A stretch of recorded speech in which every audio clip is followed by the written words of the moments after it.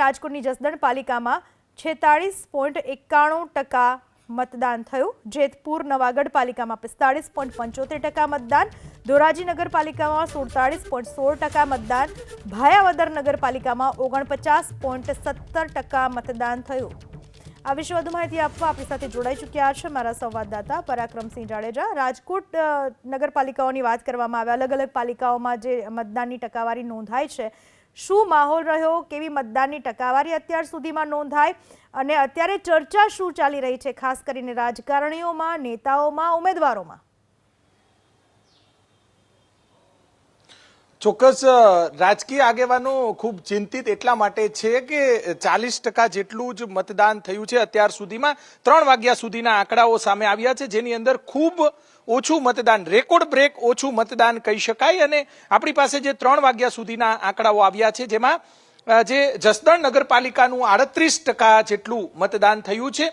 સરેરાશ જે જેતપુર નવાગઢ નગરપાલિકા છે 38% જેટલું મતદાન। અત્યારે પણ ધોરાજીની અંદર આપણે આવી પહોંચ્યા છીએ અને ધોરાજીની અંદર જોઈ શકાય છે કે મતદારોની રાહ જોઈ રહ્યા છે જે ચૂંટણી વિભાગના અધિકારીઓ। અત્યારે જોઈ શકાય છે કે મતદારો ખૂબ જ પાંખી હાજરી જોવા મળી રહી છે।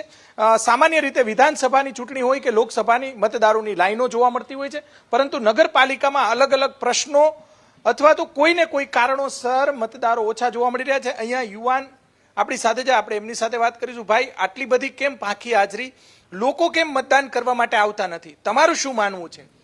અમને તો ધોરાજી શહેર કહેતા શરમ આવે છે। અમારું ધોરાજી શહેર ગોંડલ સ્ટેટનું શહેર કહેવાય। અત્યારે છેલ્લા 30 વર્ષથી આપણે જ્યાં ઊભા છીએ જગ્યા સરકારી કન્યા વિદ્યાલય મોટામાં મોટી વિશાળ કહેવાય, પણ છેલ્લા 30 વર્ષથી આ બધા પક્ષના આવી અને વયા જાય છે। સંસદ, ધારાસભ્ય, નગરપાલિકામાં બોડી બદલા રાખે છે। શહેરને સારું પાણી નથી મળતું। અઠવાડિયા 10 દિવસે ધોરાજી શહેરને પાણી મળે છે। આખા સૌરાષ્ટ્રમાં આવું ધોરાજી જેવું એકોય સિટી નહીં હોય ક્યાંય। ધોરાજીમાં આંદોલન જાજા થયા, ભૂગર્ભ ગટરમાં આંદોલન જાજા થયા, નગરપાલિકાની બોડી સુપરસીડ થઈ, બધુંય થાય, છેલ્લે બધા ભાગ બટાઈ કરી અને એના એ જ આવી જાય છે આમાં। પણ એમને લોકોમાં રોષ હોય તો વધારે મતદાન થાય, આ તો ઓછું મતદાન થયું છે। 30 વર્ષનો ઇતિહાસ થઈ ગયો ને કે ભાઈ બધાય પક્ષ આવી ગયા, બધાય નેતા આવી ગયા, બધાય થઈ ગયા, કાંઈ થતું જ નથી। અહીંયા તમે જોવો તો જાજા ભાગે ભૂમાફિયા વધી ગયા, શિક્ષણ માફિયા ધોરાજી શહેરમાં વધી ગયા।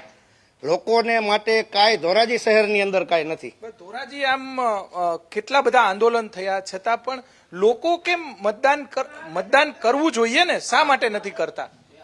ભરોસો જ નથી હવે કોઈને આવતો। કાંઈ સુવિધા તો હોવી જોઈએ ને, પાણી નથી મળતું સારું, કોઈ સુવિધા નથી, રસ્તા નથી, કાંઈ કરે છે તો એને ભાગ બટાઈ હાટું કરે છે, બાકી કાંઈ નથી। શહેર જાણી ગયું, હવે બધાય પક્ષોને શહેર જાણી ગયું છે। બરોબર, નાગરિકો હવે છે જાણી ગયા, 30 વર્ષ પછી જાણ્યું। હા, કોઈ ભરોસો જ નથી કોઈને મતદાન કરવામાં।